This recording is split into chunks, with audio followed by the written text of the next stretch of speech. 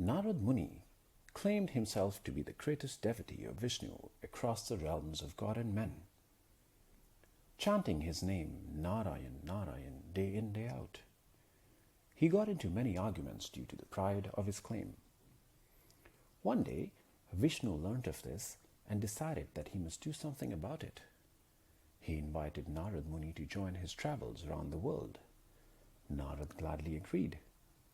They crossed mountains and rivers for days, weeks, and months in a chariot, with Vishnu as the charioteer, while Narad continued his chants, Narayan, Narayan. Eventually, the chariot reached a desert, and finding himself very, very thirsty, Vishnu asked Narad to bring him some water. Narad, delighted to fill his lord's request, began to walk around in search of water. He wandered for hours, but no water was to be found. It was extremely hot, and Narad forgot his chants.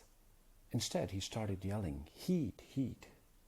A few hours later, he felt very, very thirsty, and instead of chanting Narayan, Narayan, he started chanting thirst, thirst. At last, he saw afar a tribal village, and he was very relieved.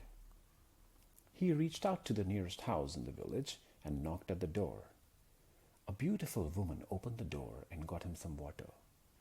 After drinking the water, relieved of his thirst, Narad sat down and requested for some food. All this while, mesmerized by the beauty of this woman, he couldn't take his eyes off her. He proceeded to ask her hand in marriage from her father.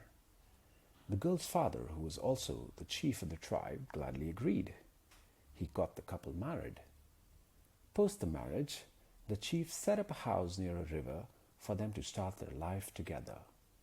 The sage and his wife were blessed with 3 children.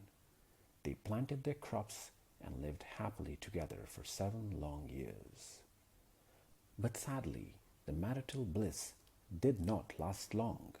One day, a massive flood hit the village, and due to heavy rain, his house and family drowned.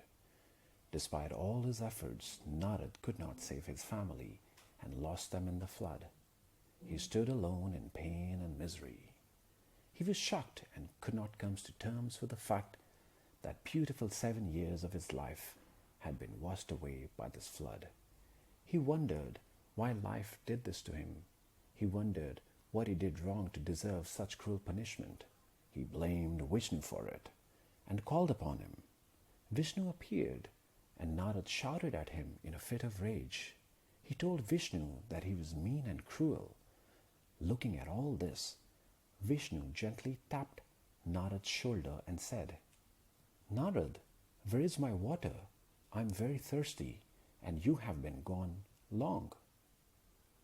Narad, who was crying from the loss of his family, came to his senses and realized it was all a part of Vishnu's play to make him understand the power of Maya, illusion.